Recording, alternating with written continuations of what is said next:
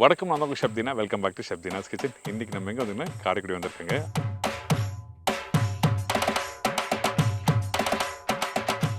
இன்றைக்கி நம்ம பார்க்க போகிற ரெசிபி என்ன கேட்டிங்கன்னா கோலா உருண்டை குழம்பு. அதாவது கோலா உருண்டை கெட்டி குழம்பு சொல்லுவாங்க.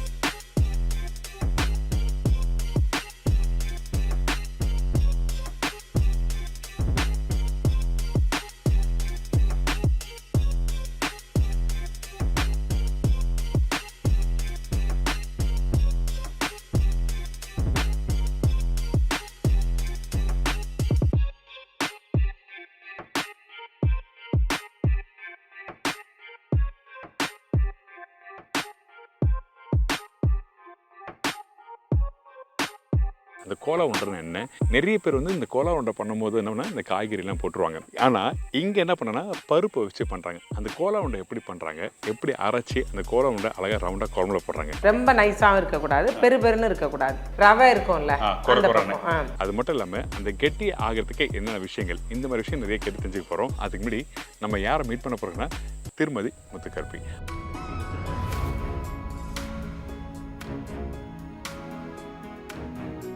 வணக்கம் ஆச்சி. வணக்கம். எப்படி இருக்கீங்க? நல்லா இருக்கோம் சார். ரொம்ப சந்தோஷம். இன்னைக்கு வந்து இந்த குழம்பு வகைகளை நான் உங்களுக்கு ரொம்ப விரும்பி கேட்ட விஷயம் வந்து அந்த கோலா உருண்டை குழம்பு. ஆமாம். பெரும்பாலும் வந்து நிறைய பேர் கோலா உருண்டை குழம்பு சொல்லும்போது இந்த காய்கறி வாழைக்காலாம் போடுறாங்களே, இங்கே அப்படி போட்டு பண்ணுவீங்களா? இல்லை, பருப்பு கடலை பருப்பு தான் போட்டு. காரைக்குடியில் வந்து காய்கறியோட வெறும் பருப்பு போடுறீங்க. நல்ல விஷயம். பர்டிகுலராக வந்து ஃபங்க்ஷன் டைம்லலாம், மேரேஜ் ஃபங்க்ஷனோ அந்த மாதிரி டைம்ல நிறைய பேர் பண்ணுவாங்களா, இல்லை வீட்டில் இருக்கும்? வீட்லேயும் பண்ணுறதா. வீட்லையெல்லாம் எப்படி பண்ணுறோன்னா, இப்போ நமக்கு காய்கறி எல்லாம் கிடைக்கிற காலங்கள் எல்லா பருவத்துலேயும் இந்த காய் கிடைக்காது. இப்போ எல்லா இடத்துலையும் நமக்கு கிடைக்கிது. அதனால அந்த காய் கிடைக்காத சமயம், நம்ம போய் வாங்க முடியாத சமயங்களில் இந்த பருப்பு வீட்டில் எப்போயுமே வச்சுருப்போம். ரெடிமேடாக பருப்பு இருக்கிறதுனால அதை டக்குன்னு போட்டு குழம்பு ரெடி பண்ணிடலாம். சரி, ஓகே. எனக்கு ஒரு அருமையான கோலா உருண்டை கெட்டி குழம்பு பண்ணலாமா? போகலாம். உங்கள் எல்லாருக்கும் இன்ட்ரெஸ்டிங்காக இருக்கா?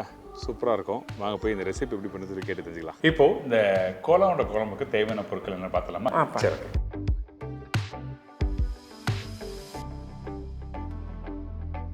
இப்போ ஒரு 5 பேருக்கு நம்ம செய்யறோம்னா துவரம்பருப்பு ஒரு 100 கிராம், கடலைப்பருப்பு ஒரு 50 கிராம், சோம்பு ஒரு ஸ்பூன், காஞ்ச மிளகா ஒரு 4 மிளகா வச்சுக்கலாம், வெங்காயம் வந்து ஒரு 10 சின்ன வெங்காயம், பூண்டு அதே மாதிரி ஒரு 10, தக்காளி வந்து ஒரு தக்காளி வச்சு, கருவேப்பிலை கொஞ்சம், மல்லித்தலை கொஞ்சம் வச்சு, சாம்பார் பொடியில் ஒரு 5 ஸ்பூன், 3 ஸ்பூன் தேங்காய் துருவல், புளி வந்து ஒரு எலுமிச்சை அளவு, உப்பு தேவையான அளவு எடுத்துக்கிறோம், ஒரு சிட்டிகை மஞ்சள் பொடி வச்சு, 100 கிராம் ஆயில் வேணும். இதுதான் இந்த ரெசிபி தேவையான பொருட்கள். இப்போ நம்ம ஃபர்ஸ்ட் நம்ம என்ன பண்ண போகிறோம்? ஃபர்ஸ்ட் வந்து இந்த இதை அரைக்கணும். ஓகே.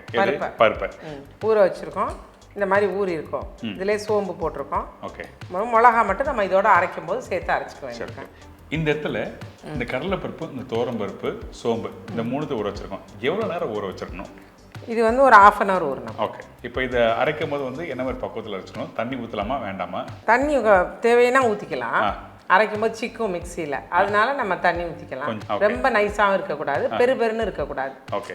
ரொம்ப குறன்னு இருந்தால் குழம்புல உடஞ்சி விழுந்துடும். ரொம்ப வலுவலுன்னு இருந்துச்சுன்னா அது இறுக்கமாயிரும், சாஃப்ட்னஸாக இருக்காது. கோலாவில் ரவை இருக்கும்ல, அந்த பக்கம். ஓகே. இப்போ நம்ம ஃபர்ஸ்ட் அரைச்சலாமா? அரைச்சலாம். ஓகே.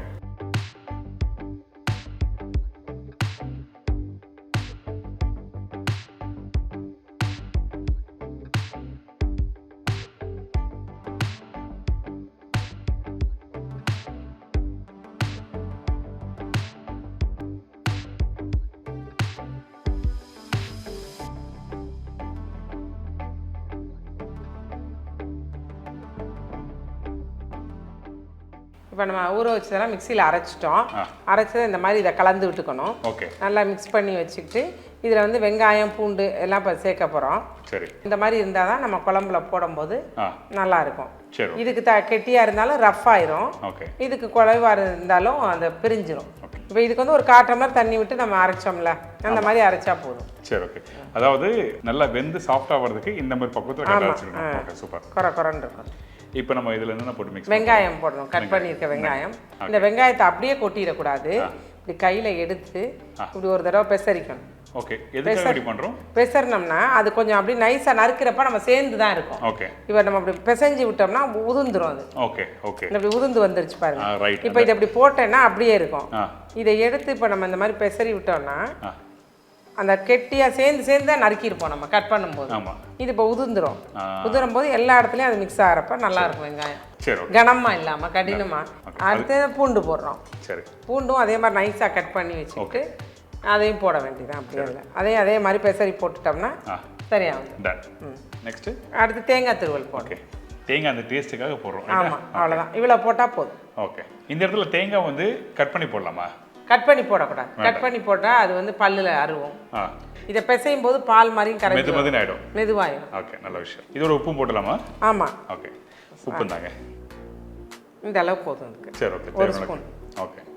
இந்த உருண்டை பிடிச்சி போடும்போது கரெக்டான உப்பு. ஆமாம், கரெக்டான உப்பு இந்த உருண்டைக்கு வேணும்ல. ஆமாம், குழம்புல தனியாக போட்டிருப்போம், உருண்டைக்கு வேணும். அதனால 2 ஸ்பூன் போட்டு. என்னதான் குழம்புல போட்டாலும் உருண்டையில் உப்பு இருந்தால் அந்த உருண்டை சாப்பிடும்போது அந்த டேஸ்ட் இருக்கும். நல்ல விஷயம். இது அந்த குழம்புல உள்ள சாந்தா கூட இது நல்லா சேர்றதுக்கு இந்த மாதிரி போட்டுக்கணும். சரி, ஓகே. போட்டு இதையும் மிக்ஸ் பண்ணிக்கிறோம். நல்லா மிக்ஸ் பண்ணிக்கிறோம். இதோட மல்லித்தலை கருவேப்பிலை போட்டுக்கிறோம். என்னங்க மல்லி கருவேப்பிலை கட் பண்ணி வச்சுருக்கோம். ஓகே. இதையும் அப்படி லேசாக தூவிக்கிறோம். நிறைய பேர் வந்து இந்த கருவேப்பிலை இல்லைன்னா பரவாயில்ல சமைச்சலாம் சொல்லுவாங்க. ரொம்ப கட்டாயம் வேணும். இதை இன்னும் கூட பொடியாக கட் பண்ணிக்கலாம். இதெல்லாம் சில பேர் சிசர் வச்சு கட் பண்ணிக்கிறோம்ல, அந்த மாதிரி கட் பண்ணிக்கிட்டோம்னா நல்லா பொடியாக எல்லா இடமும் அது சேர்ந்துடும். நல்லா இருக்கும். மல்லி கருவேப்பிலை இல்லாமல் சமைக்கிறது வந்து நல்லா இருக்காது. இப்போ இதெல்லாம் பெசரி வச்சுட்டு வேணும்னா நம்ம டேஸ்ட் பார்த்துக்கலாம். உப்பு போதுமா என்னங்கிறத பார்த்துட்டு அது தேவையானதாக இருந்தால் கூட போட்டுக்கலாம். சரி, நல்ல விஷயம். இதை வந்து இப்படி குட்டி குட்டியாக உருட்டி போடலாம். ஓகே. இந்த சைஸ் போதுமா? அது போதும். இந்த மாதிரி போட்டால் தான் உள்ளுக்குள்ளேயும் நல்லா சார்ந்து அந்த குழம்போட புளி டேஸ்ட்டு மிளகா புளி டேஸ்ட்லாம் உள்ளே சாரும். இல்லை இவ்வளோ பெருசும் போடலாம். அதெல்லாம் அந்த நிறைய குக் பண்ணும்போது போட்டோம்னா பெரிய அண்டாவில் போடும்போது சரி நல்லா இருக்கும். இதுக்கு இந்த அளவு போட்டால் நல்லா இருக்கும். சரி. இப்போ இதில் வந்து பெரும்பாலும் வந்து நிறைய பேர் தேங்காய் பால் கடைசியாக யூஸ் பண்ணுவாங்க. நம்ம தேங்காய் பால் யூஸ் பண்ணுறோமா? எப்படி? தேங்காய் பால் கிடையாது, பண்ணவே மாட்டேங்க. அதுக்கு தான் அந்த தேங்காய் துருவல் தான் போட்டிருக்கோம். இது இப்போ இந்த கோலா உருண்டைக்கு ரெடி ஆயிடுச்சு. இனிமேல் இதை போட போகிற குழம்பு அந்த கிரேவி ரெடி பண்ண போகிறோம் நம்ம. சரி, ஓகே, டன். போட ஆரம்பிச்சிடலாமா? ஃபர்ஸ்ட் இப்போ ஆயில் வந்து ஒரு 100 கிராம் விட்டுறேன். ஓகே. அதாவது நல்லெண்ணெய். ஓகே. அடுத்தது இது வந்து சோம்பு போட்டு தாளிக்க போகிறோம். சரி, இந்தாங்க. இந்த சோம்பு போட்டேன், ஒரு 5-6 சோம்பு மட்டும் போட்டுட்டு அது கொஞ்சம் ஒரு பொன் நிறமாக வந்ததுன்னா அதில் வந்து இந்த வெங்காயத்தை போட போகிறேன். ஓகே. வெங்காயம் பூண்டு ரெண்டையுமே போட்டேன். ஓகே. வெங்காயம் கட் பண்ணும்போது கருவேப்பிலை கட் பண்ணி போட்டுடுறோம். சரி, ஓகே. இந்த வெங்காயம் பூண்டு வந்து ஒரு பொன் நிறமாக வந்த உடனே நம்ம வந்து அடுத்து தக்காளி போட்டோம். தக்காளி. இப்போ இந்த மாதிரி ரெசிபிக்கு வந்து தக்காளி வந்து அதிகமாக போடணுமா கம்மியாக போடணும்? கம்மியாக போட்டால் போதும். ஓகே. இந்த காரைக்குடி சமையல் சொல்லும் போது வந்து பெரும்பாலும் எல்லாருக்கும் தெரிஞ்ச விஷயம் என்னென்னா இந்த சிக்கன் செட்டிநாடு இல்லை வெஜிடபிள் செட்டிநாடு பிரியாணி இதெல்லாம் இல்லாமல் நிறைய ரெசிபிகள் இருக்கு. அதில் ஒரு யூனிக்காக ஒரு 4-5 விஷயம் சொல்லலாம். இது வந்து கோலா உருண்டை குழம்புன்னு சொல்கிறோம். இன்னொன்று வந்து கறிவடகை குழம்புன்னு சொல்லுவோம். வெங்காய வடகம் செஞ்சு வச்சுருப்போம், அதை புளிக்குழம்பு மாதிரி செஞ்சு இதை போடுவோம். மெயினாக வந்து கத்திரிக்காய் காரக்குழம்பு, எண்ணெய் கத்திரிக்காய் குழம்புன்னு சொல்கிறது, அது ஒன்று செய்வோம். கருவேப்பிலை குழம்புன்னு சொல்லுவோம், அது செய்வோம். கருவேப்பிலை குழம்பு இங்கே பண்ணுற மெத்தட் வேறையா? இங்கே பண்ணுற மெத்தட் வேறு. ஓகே. அப்புறம் இந்த கருணக்கிழங்கு மசியல் காயா வச்சுக்கிறோன்னா கருணக்கிழங்கு மசியல், அந்த கருணக்கிழங்கே குழம்பாவும் செய்வாங்க. காரக்குழம்பு கத்திரிக்காய் எண்ணெய் குழம்பு மாதிரி கருணக்கிழங்கு குழம்பும் பண்ணுவோம். இந்த மாதிரி சாப்பிட்ற ஐட்டம்னா இந்த பெரட்டல் சொன்னேன்ல முதல்ல, அது மாதிரி இந்த எல்லா காயும் சேர்ந்து ஒரு பெரட்டல், ஒரு கருணக்கிழங்கு மசியல், மண்டி தான் இந்த காரைக்குடி ஃபேமஸ். ஆமாம். அதுவும் அந்த பச்சை மிளகாய், வெண்டைக்காய், பச்சை மிளகாய், வெங்காயம், பூண்டு, வேற எதுவும் கிடையாது அதில். அதை மட்டும் பண்ணுறது. இப்போ தேவைக்காக இந்த குடமிளகா வேர்க்கடலை போட்டு மண்டி வைக்கிறாங்க. அப்புறம் பலகாய் மண்டின்னு ஒன்று வைப்போம். பலகாய் மா இஞ்சி போட்டு பண்ணுறாங்க. ஆமாம், மாவடு இஞ்சி அந்த மிளகா போட்டு மண்டி வைப்போம். குடமிளகா போட்டு பலகாய் மண்டின்னு வைப்போம். அது எப்படின்னா கத்திரிக்காய், அவரைக்காய், இந்த நாட்டுக்காயா, கொத்தவரங்காய், வாழைத்தண்டு, புடலங்காய், அந்த மாதிரி காயெல்லாம் கொஞ்சம் கொஞ்சம் ஒரு 50-50 கிராம் எடுத்து கட் பண்ணி வெங்காயம் பூண்டு போட்டு பச்சை மிளகா போட்டு நல்லா எல்லாத்தையும் ஒன்றா மிக்ஸ் பண்ணி புளி, அதுவும் நல்லா இருக்கும். ஏகப்பட்ட ரெசிபி. ஆமாம். தெரியாத ரெசிபிகள் பெரும்பாலும் பார்த்தீங்கன்னா நம்ம வீட்லேயோ இல்லை வெளியே எங்கேயும் இப்போ பார்த்தீங்கன்னா 1-2 ரெசிபி நம்ம ரெகுலராக பண்ணுற ரெசிபி தான் இருக்கும். ஆனால் ஒரு ஊருக்குள்ள ஏகப்பட்ட ரெசிபிகள் இருக்கலாம். இப்போ நாங்கள் செட்டிநாடு இதுலேயே காலையில் செய்கிற சட்னி வந்து நைட் எடுத்துக்க மாட்டாங்க. சரி, ஓகே. இன்னைக்கு செஞ்சதை நாளைக்கு செய்ய மாட்டாங்க. ஓகே. அப்படி இருக்கும். அதாவது அப்பப்போ வேலைக்கு அப்பப்போ செஞ்சு சாப்பிட்றது. காரக்குழம்புன்னா அதுக்கு கூட்டு அப்படி வைக்கணும், சாம்பார் வச்சோன்னா அதுக்கு துவட்டல் வைக்கணும், வெள்ளை பொரியல் அதுக்கு ஒரு மசாலா போடுறோம். டோட்டல்னா பொரியலா? வெள்ளை பொரியல். ஓகே. உங்க இதில் வெள்ளை பொரியல்னா நாங்கள் துவட்டல்னு சொல்லுவோம். அதை சரி, ஓகே. வெங்காயம் இந்த அளவு வதங்கினா போதும். இந்த அளவுக்கு போதும். அடுத்தது தக்காளி போடுறோம். ஒரு தக்காளிக்குள்ள அளவு மட்டும் போடுறோம். போட்டா போதும், அதிகமான தக்காளி வேண்டாம். இப்போ நீ பெரும்பாலும் அந்த தக்காளின்னு பார்க்கும்போது வந்து என்ன தக்காளி வந்து பெஸ்ட்டு, அதாவது நாட்டு தக்காளியா இல்லை பெங்களூர் தக்காளியா? நாட்டு தக்காளி தான் பெஸ்ட்டு. ஓகே, வதக்கிறதுக்கு ஈஸியாக இருக்கும், அந்த டேஸ்ட்டும் கொஞ்சம் கொடுக்கும். தக்காளி எதுக்காக போடுறோமோ அந்த டேஸ்ட் கொடுத்துரும். ரைட். இப்போ இதுக்கப்புறம் நம்ம என்ன பண்ணுறோம்? இதுக்கப்புறம் நம்ம அந்த புளியை கரைச்சிக்கணும். சரி, இந்த எடுத்து ஒரு எலுமிச்சம்பழம் அளவு புளி போட்டிருக்கோம், அதை கரைக்கிறோம். புளி வந்து புது புளியா பழைய புளியா எப்படி? அது பழைய புளி தான் வேணும். ஓகே. புது புளினா கொஞ்சம் நமக்கு எரிச்சலாக இருக்கும், எரிச்சல் இனிப்பு தன்மை இருக்கும். ஆமாம். ஓகே. அப்படி இல்லை அப்படின்னா பழைய புளி பாதி, புது புளி கொஞ்சம் மிக்ஸ் பண்ணிக்கலாம். இப்போ புளி தண்ணி அப்படியே ஊற்றிடுமா இல்லை இந்த இதோட மசாலா பொடி பொடிச்சு இதில்? இதில். சரி, ஓகே. இப்போ இதில் வந்து புளி கரைச்சி வச்சுருக்கோம். ஓகே. கரைச்சி இப்படி இந்த இதுவும் இல்லாமல் எடுத்து வச்சுருக்கோம். சரி. சாம்பார் பொடி போட போகிறோம். ஓகே, அதாவது இந்த பொடி. ஆமாம். ஓகே. இதுக்கு வந்து நாங்கள் இதை ரெடிமேடாக அரைச்சி வச்சுருப்போம், வீட்டில் எப்போயுமே தயார் பண்ணி எப்போயும் வீட்டில் இருக்கும். இதில் என்னென்ன போட்டுட்டீங்க? அது மிளகா, மல்லி, 300 கிராம் மிளகாய்னா ஒரு 25 கிராம் மல்லி, ஓகே, 1 ஸ்பூன் சோம்பு சீரகம், அவ்வளோதான், 1 ஸ்பூன் மிளகு, துவரம்பருப்பு ஒரு 2 ஸ்பூன், ஓகே, கடலைப்பருப்பு ஒரு 2 ஸ்பூன். இது வந்து காரைக்குடி ஸ்டைல். அது காரைக்குடி தான், செட்டிநாடுல அரைக்கிற சாம்பார் பொடி. சாம்பார் பொடி. ஆமாம். சாம்பார் பொடி நீங்கள் கைப்படாமல் இருந்தால் 6 மாதம் வரைக்கும் நல்லாயிருக்கும். நல்லாயிருக்கும். ஸோ எல்லா குழம்பு வகைகளும் யூஸ் பண்ணலாம், எல்லாத்துக்கும் யூஸ் பண்ணலாம். காரக்குழம்பு, சாம்பார், இந்த மாதிரி பொரியல், எண்ணெய் வாழைக்காய், பெரட்டல், எல்லாத்துக்கும் நீங்கள் யூஸ் பண்ணிக்கலாம். மீன் குழம்பு கூட யூஸ் பண்ணலாம். நான்வெஜ் சிக்கன் மட்டன் யூஸ் பண்ணலாம், எல்லாம் யூஸ் பண்ணிக்கலாம். நல்ல விஷயம். இன்கேஸ் அப்படி உங்களுக்கு யாருக்கா வேணும்னு வச்சுன்னா அந்த குழம்பு தூள் அது மட்டும் இல்லை, இவங்க பண்ணுறது வந்து முறுக்கு, தேன்குழல் முறுக்கு, செட்டிநாடு ஸ்நாக்ஸ் மட்டும் பண்ணுறோம். ஓகே. ஸோ இந்த மாதிரி வந்து ஸ்நாக்ஸ் வகைகள் பண்ணுறாங்க, பொடி வகைகள் பண்ணுறாங்க. உங்களை யாரை காண்டாக்ட் பண்ணோம் அப்படின்னா ஃபோன் நம்பர் தரோம் இல்லையா? நல்லா கொடுப்போம். அற்புதா ஸ்நாக்ஸ் எங்களோட பேர், காரைக்குடியில் இருக்கிறோம் நாங்கள். அதோட ஃபோன் நம்பர் வந்து 9487536839. ஸோ இந்த நம்பரை காண்டாக்ட் பண்ணால் டெஃபினட்டாக வந்து உங்களுக்கு எதனா தேவைன்னா இவங்க கண்டிப்பாக உங்களுக்கு வந்து அனுப்புவாங்க. ஸோ நீங்கள் ஃபோன் மூலியமாக காண்டாக்ட் பண்ணலாம். இன்கேஸ் வேறு எதனா டவுட்டாக இருந்தாலும் நீங்கள் கேட்கலாம். இப்போ வந்து நம்ம சாம்பார் பொடி போட போகிறோம். அதில் இந்த மாதிரி 4 ஸ்பூன் போடுறேன். ஓகே. இப்படி 4 ஸ்பூன் போட்டுக்கிறோம். ஓகே. 4 ஸ்பூன் போட்டு இதையும் நல்லா கலந்து விட்டுக்கிறோம். சரி, ஓகே. நல்லா கரைச்சிடணும். இப்போ இந்த இடத்துல மஞ்சத்தூள், உப்பு என்ன யூஸ் பண்ணுறோம்? மஞ்சத்தூள் அதில் போட்டுக்கலாம். உப்பு இதில் தான் போடணும். ஓகே. போதுமா? இன்னும் கொஞ்சம். ஓகே, இன்னும் கொஞ்சம்.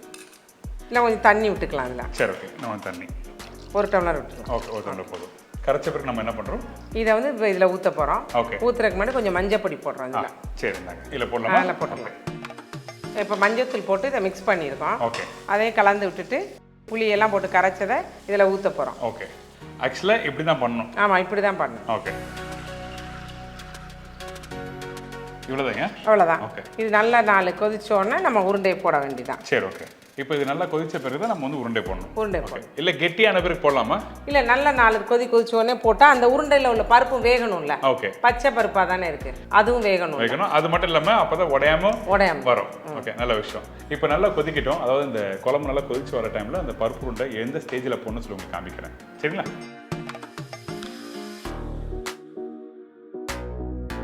குழம்பு ரெடி ஆயிடுச்சு. ஓகே. இப்போ குழம்பு கொதிச்சிருச்சு நல்லா. அதாவது ஒரு 10 நிமிஷம் கொதிச்சிருக்குமா? ஆமாம். ஓகே. நல்லா கொதிச்சு வந்திருக்கு. நல்லா கொதிச்சு வந்திருக்கு. ஓகே. இப்போ வந்து நம்ம உருண்டையை போட போகிறோம். ஓகே. இப்படி இருக்கும், தண்ணியாகவும் இருக்கும். ஓகே. கொஞ்சம் இதுவாகவும் இருக்கும் குழம்பு. ஓகே. தண்ணியாக தான் இருக்குது. ஆனால் ஒரு 10 நிமிஷம் கொதிக்கும் போது அந்த புளியோட தன்மை ஸ்லைட்லி வந்து அந்த சேஞ்ச் ஆகும், திக்னஸ். ஆமாம். ஓகே. இப்போ நம்ம அடுத்து நம்ம என்ன பண்ணுறோம்? இந்த உருண்டை இதில் போட போகிறோம். சரி, ஓகே. இந்த இப்படி பெசரி வச்சுருக்கோம்ல, இதை வந்து இப்படி எடுத்து ஓகே இப்படி கொஞ்சம் கொஞ்சமாக இப்படி ரொம்ப ஊட்டாம ஓரளவு நார்மலா. இப்போ இந்த இடத்துல இப்படி போடும்போது அடுப்போட ஃப்ளேம் வந்து ஸ்லோ ஃப்ளேம்ல இருக்கணுமா, ஹை ஃப்ளேம்ல இருக்கணுமா? ஸ்லோ ஃப்ளேம்ல. அதான் கேக்குறேன். ஏன்னா இதெல்லாம் ஒரு முக்கியமான விஷயம் இல்ல. நீங்க குழம்பு கொதிச்சிட்டு இருக்கு, நம்ம ஸ்லோவா இருந்தா போதும். ஓகே. இப்போ 4 உருண்டை போட்டு ஒரு கிண்டு கிண்டி விடணும் அத. சரி, ஓகே. ஏன்னா இதெல்லாம் ரொம்ப ரொம்ப முக்கியமான விஷயம். கொஞ்சம் அடுப்போட ஃப்ளேம் அதிகமா அடிச்சுங்க, கொதிக்க ஒரே இதாயிரும். இதை வந்து சில பேர் இதை உருட்டி வச்சு வறுத்துருவாங்க, எண்ணெயில் ஃப்ரை பண்ணி போடுவாங்க. இப்போ இந்த உருண்டை டேரெக்டாக போடுறோம், அப்படி போடாமல் இதை வந்து எண்ணெய் வச்சு ஃப்ரை பண்ணுவாங்க. சரி, okay. Deep fry. Okay. Deep fry பண்ணி அதை இதில் போடுவாங்க. ஆனால் அப்படி போட்டால் அந்த சாஃப்ட்னஸ் இருக்காது, கனமாக இருக்கும், உடையாமல் இருக்கும். சில பேர் அவிச்சிட்டு போடுவாங்க, இட்லி சட்டி ஆவியில் வச்சு போடுவாங்க. ஆனால் டேஸ்ட்னு பார்த்தா இதுதான் டைரெக்டாக போட்டு குழம்புலேயே வந்து குக் பண்ணுறது. ஆமாம், இது நல்லா இருக்கும். இதை வந்து இப்படி கிண்டி விட்டுக்கலாம் நம்ம. சரி, ஒரு 4 நல்லா 2 கொதிச்சோட கிண்டி விடணும். அப்போதான் கொஞ்சம் தடமாகும். அதுக்கப்புறம் வந்து பார்த்தீங்கன்னா தடமாகும் போது ஒன்னோட ஒன்று ஒட்டாது. அதனால தான் இந்த குழம்பு தண்ணியாக இருக்கணும்னு சொல்கிறோம். ஓகே.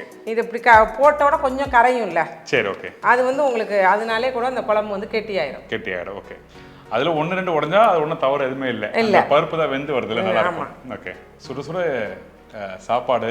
ஆமாம். டிஃபன் சாப்பிட்டு நல்லா நினைக்கிறேன். ஆமாம், இட்லிக்கு நல்லா இருக்கும், தோசைக்கு நல்லா இருக்கும், வடகரின்னு சொல்லுவாங்க அங்கிட்டலாம், அது மாதிரியும் வச்சுக்கலாம். நல்லா இருக்கும். சாதத்துலேயும் குழம்பு மாதிரியும் ஊற்றிக்கலாம். சரி, ஓகே. அது மட்டும் இல்லாமல் இந்த மாதிரி உருண்டை குழம்பு செஞ்சு முடிச்ச பிறகு கொஞ்சம் ஊருட்டுன்னு சொல்லி, அதாவது காலைல 10 மணிக்கு பண்ணிட்டு சாயந்தரம் ஒரு 4 மணிக்கு 5 மணிக்கு எடுத்து சாப்பிட்டீங்கன்னா இன்னும் சூப்பராக இருக்கும். ஆமாம், அந்த புளி ஊற ஊற அந்த டேஸ்ட் இருக்கு. இட்லி தோசை மாதிரி இருக்கும், நல்லா இருக்கும்.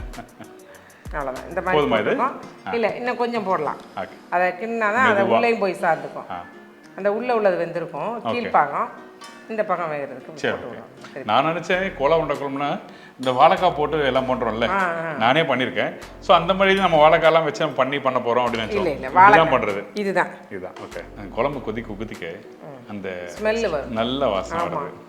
இதெல்லாம் நம்ம செஞ்சோன்னா இப்போ நம்ம பக்கத்துல எல்லாம் 4 உருண்டை வச்சு கொஞ்சம் குழம்பு வச்சு கொடுக்குறது. கோலா உருண்டை குழம்பெல்லாம் எல்லாரும் அரைச்சி மிக்ஸ் பண்ணி இதெல்லாம் ரொம்ப சிரமம்னு நினைப்பாங்க. எங்களுக்கு என்னமோ இது காயெல்லாம் இல்லாதப்போ இது ஈஸியாக வேலை முடிஞ்சிடும். ஆனால் இது பண்ணும்போது நீங்கள் வந்து கூட்டு பொரியல் பண்ணுவீங்களா?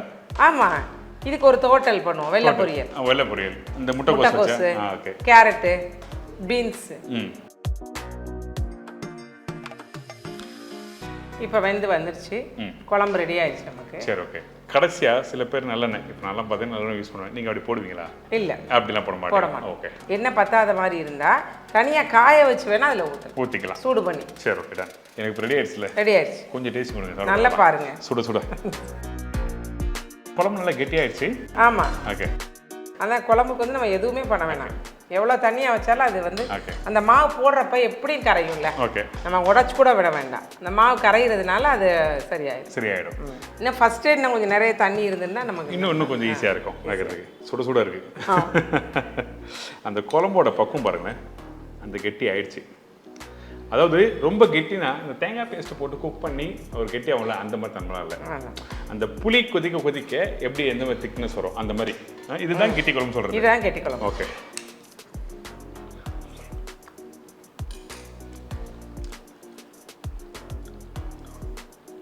சூப்பர், நல்லா இருக்கு.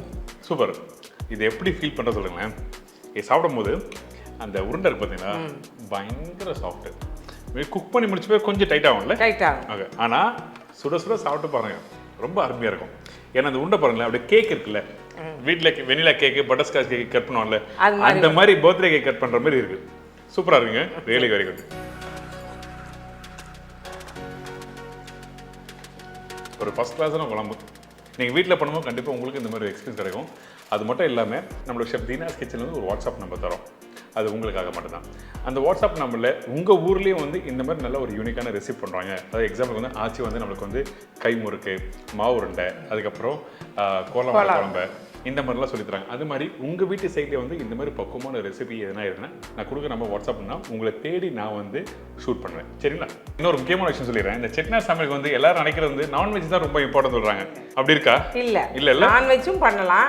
அதுக்கு மேலே நம்ம வெஜிடேரியனும் நிறைய பண்ணலாம். நிறைய பேருக்கு தெரியாது. ஏன்னா நிறைய பேர் சைவர்களாக தான் இருந்திருக்கோம். அதனால வெஜிடேரியன் தான் நிறைய தெரியும். காலங்கள் மாறி இருக்கும். ஆனால் ஆக்சுவலாக செட்னாடு சமையல் சொல்லும் போது வெஜிடேரியன் அதிகமாக பிடிக்கும். அதான் விஷயம். ரொம்ப நன்றி. Thank you so much. இதே மாதிரி இன்னொரு நாள் ஒரு புது ஊரில் ஒரு புது ரெசிபி சந்திக்கிறேன். நன்றி, வணக்கம். See you, bye-bye.